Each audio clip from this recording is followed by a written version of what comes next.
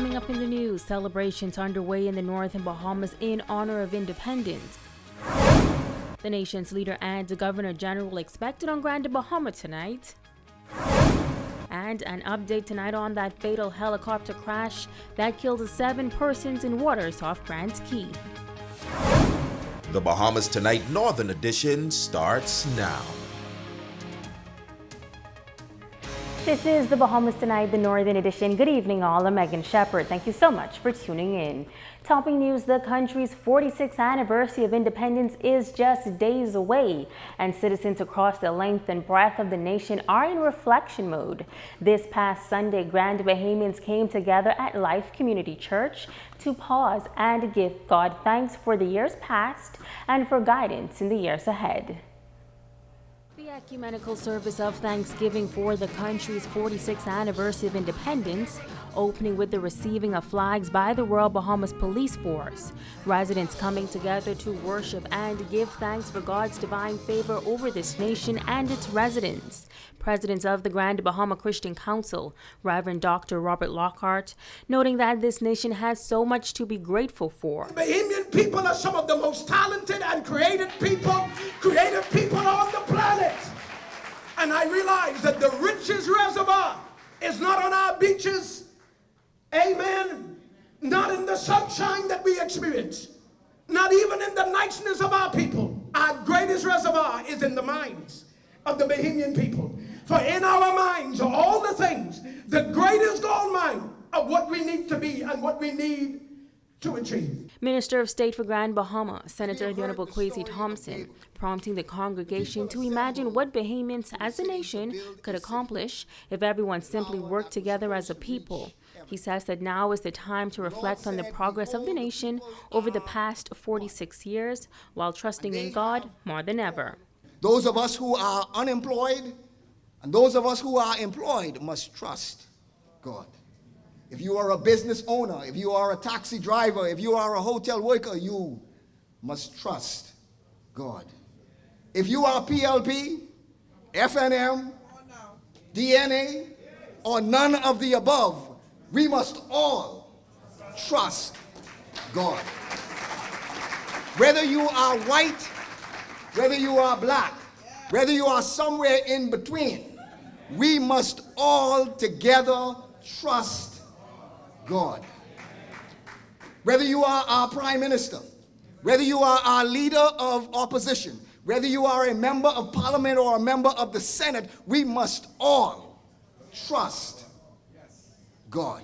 Delivering the independence message, First Vice President of the Grand Bahama Christian Council, Pastor Elvis Burrows, describing this year's theme as timely, appropriate, and loaded, saying that this nation cannot go very far and will not achieve very much if there is fighting amongst the people. Unity begins at the top, and it flows to the bottom, not the other way around.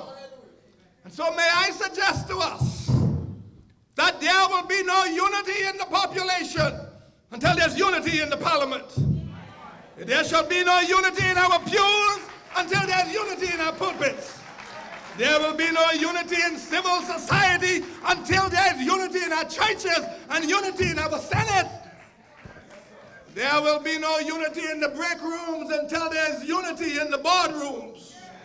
Oh, Madam Chairperson, but I hear the Spirit of God saying, united we stand, Bahamas, together we can. Other ministers of the gospel also offering prayers for the nation, for the youth, and for the government of the Bahamas.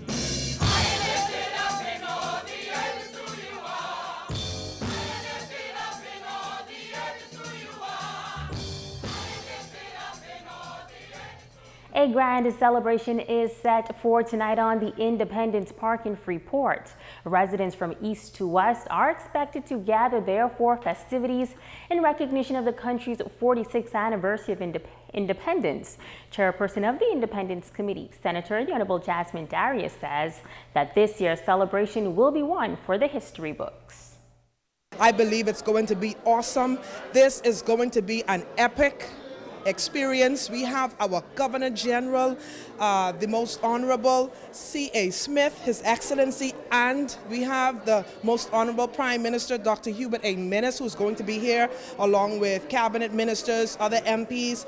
We are going to celebrate 46 years of the goodness of God. And so we want us to put aside differences and come together as one people, one body, one Bahamas, and just worship, be entertained, and just celebrate who we are and how far we've come as a nation and as a people together.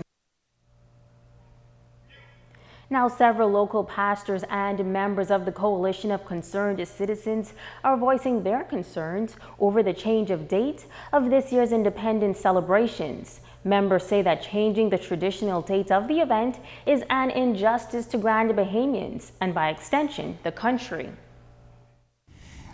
Really, leaders should adapt their schedules to fit in with the people's celebration. And so we believe firmly that to change our celebration extravaganza from the traditional July 9th to July 8th is an injustice to our country, especially the people of Grand Bahama.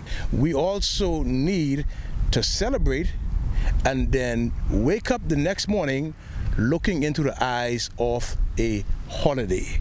And that is the problem. And so those folks who have to work on the 9th, they celebrate on the 8th, and then the 9th, they go to work. Independence celebrations are also taking place throughout the island of Abaco.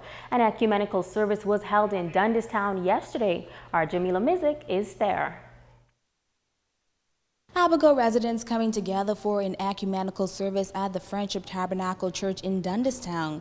In keeping with this year's 46th Independence theme, United We Stand, Bahamas Together We Can, Reverend Marie Neely reminding Abaco residents that since independence in 1973, they have come a mighty long way.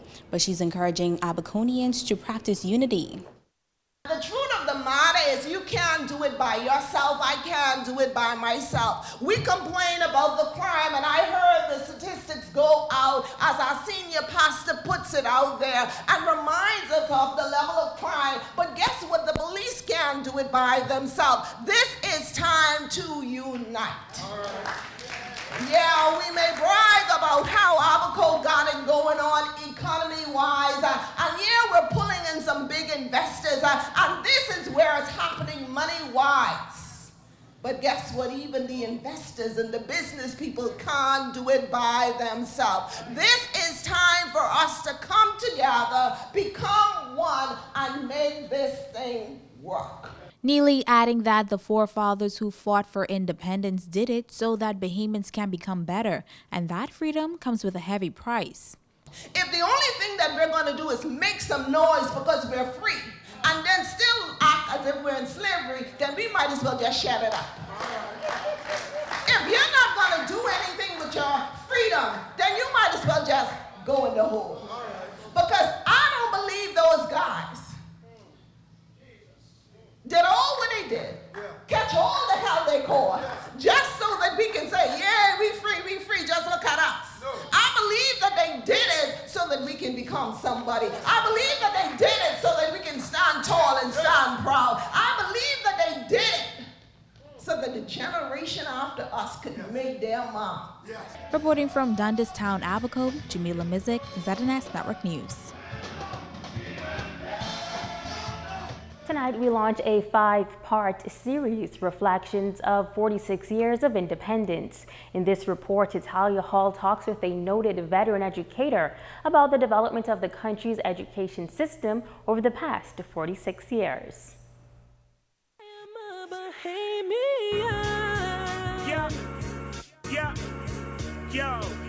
Hey yo, we come a long way and we just begun. Come on, lift up your head. Long Island native and longtime educator Geneva Rutherford says life was a little different for her growing up.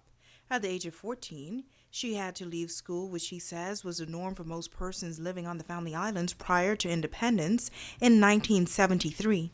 We had no electricity, we had no television, we had no radio, so it was just, everything was verbal. Whatever the teacher helped you with, that's what you had.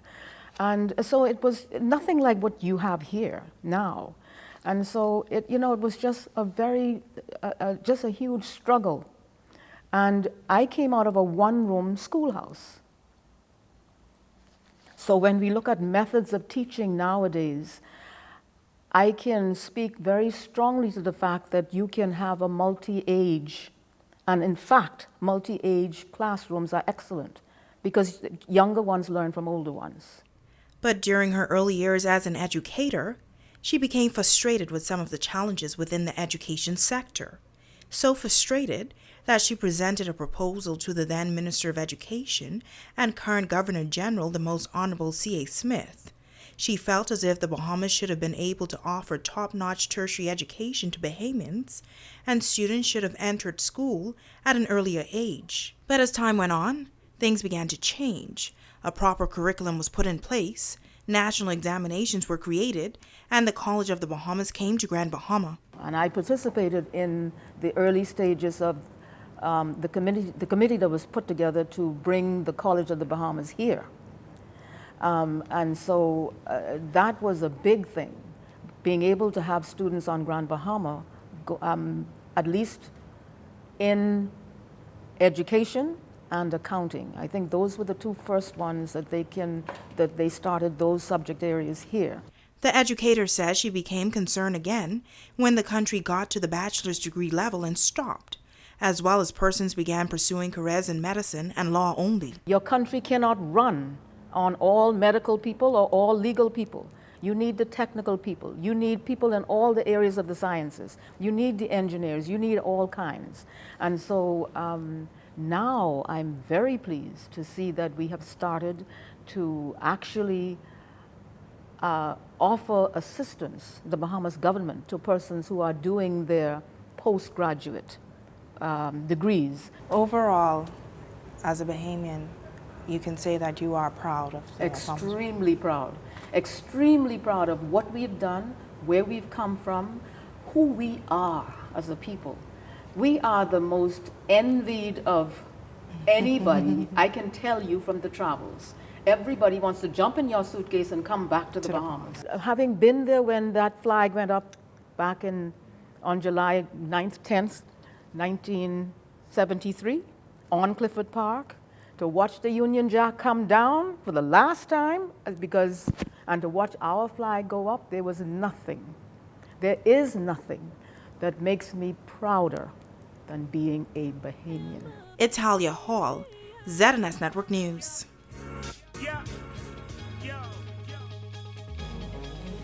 You're watching the Bahamas Tonight, the Northern Edition. Don't go away, there's more news right after this break.